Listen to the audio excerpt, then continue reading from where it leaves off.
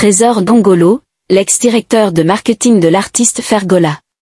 Les concerts de Fergola annulés ont plus d'impact que ceux de Fally Ipupa. Pourquoi?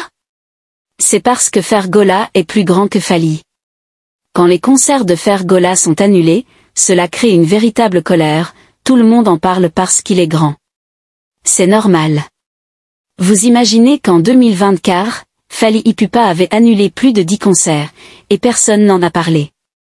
Mais 2 concerts de Fergola annulés, avec des raisons valables, enflamment Internet. Et moi, ça ne me dérange pas du tout, car j'ai vite compris que c'est une question de grandeur. Fergola s'impose comme l'un des artistes africains le plus influent de la musique africaine.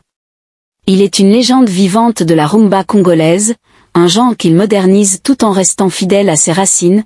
Son impact dépasse les frontières de la RDC. Core Awards, Fergola le Padré dominait déjà dans 3 catégories avant fin vote dernière tendance.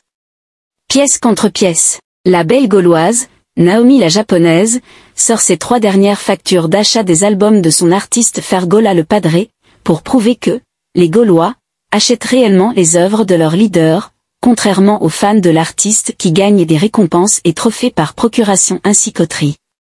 Fergola le Padré est le tout premier artiste africain à gagner plus de 200 000 $ dans une émission en streaming, le 2 juillet 2024 après sa tournée européenne. Jean-Marie Alanga, ambassadeur gaulois. Alexis WC, communicateur de l'artiste Fally Ipupa, sur Koffi Olomide. Chacun portera sa charge. Depuis qu'il a fixé la date de son concert à l'hippodrome, il a vite compris qu'on ne parle pas de ça.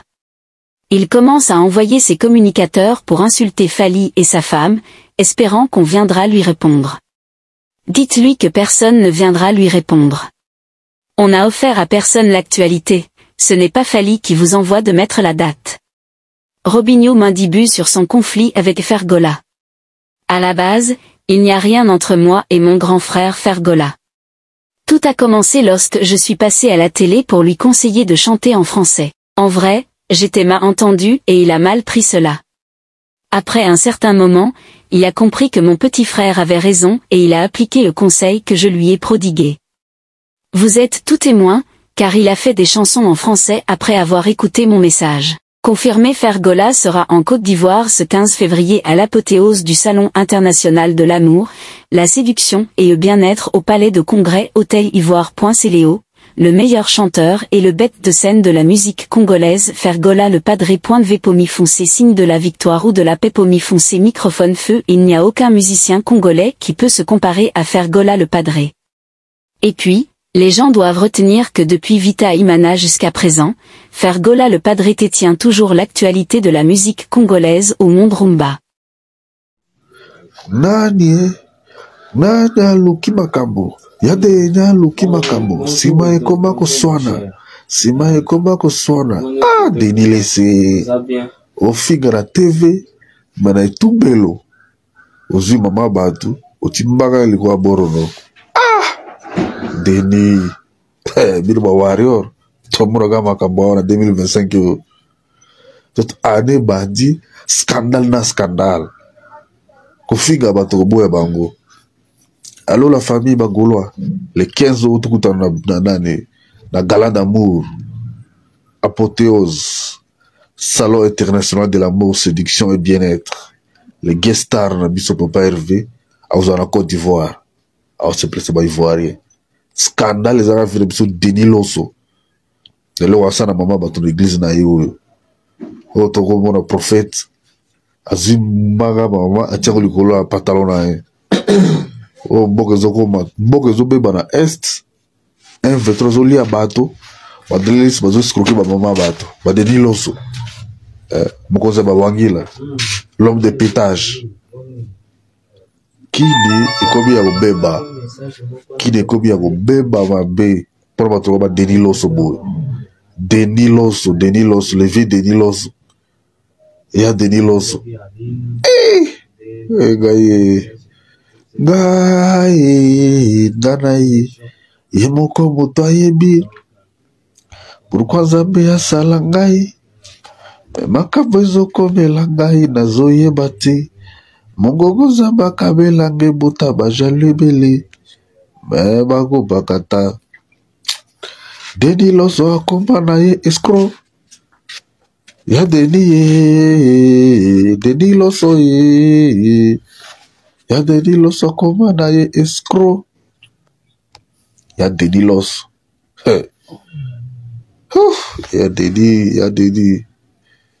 Deni loso azo frappé ma maman bato l'église tomona makambo 2020 nanyo 2025 tomona makambo tomona nao te okontinue komona makambo tomona nao te na miso Regola Jésus de Nias moto azo traumatisé bachroniquer la fali loko affaire na 2025 waza te Regola annulé concert na ye na producteur mais ozomona bapage bayoutuber banani tu wana ya concert ya biso lingi ezala le 8 oyo samedi oyo mais ozomona bachroniquer ya fali bakomi agité bakomi olobo non Regola annulé concert apesi explication te bino boza bafanatique ya fere te ekobanda boni fere alamuka na ntongo apesi bino explication nyonso ya concert na ye des fois tozalaka série soki boza na baactualité te bofanda na bino kimia bolobaka na biso ke bobetaka 58 concerts par année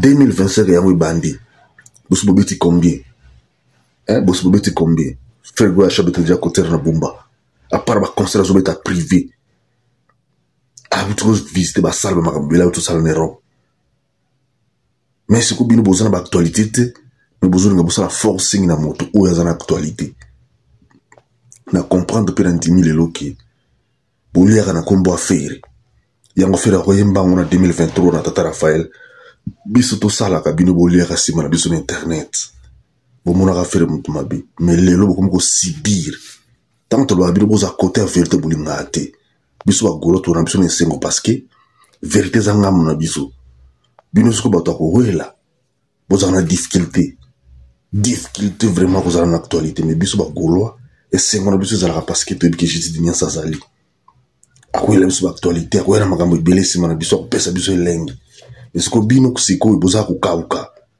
bino bawaleur bozala kokauka 2025 boza na actualité te bomata bokite eza biso bagoloa parce que bino boza ba M23 bino ba M23 biso za ba congolais différence yango wana bowelaka parce que M23 ndo azowela makambo congolais awelaka te toza ba patriote toza bato ya République démocratique des Gaulois RDG République démocratique des Gaulois président na biso Fere Gola siko makambo na biso bagaulois bino siko badetracteur ya Fere bozaka mal à l'aise ntango tolobaka bino ke Fere aza unique na genre na ye butiaka tembe bofingafinga ya aloba te mais biso bana na ye siko bagaulois na ye toza wana todefendre ye bino siko bozoyoka kanda boyoka zuwa yango bosala eza ya nini bolobaki na biso bobetaka 50 concert par an biso tobetaka 2-3 concert mais siko bino siko boza zuwa kanda likolo na biso ya nini eza ya nini kanda ya nini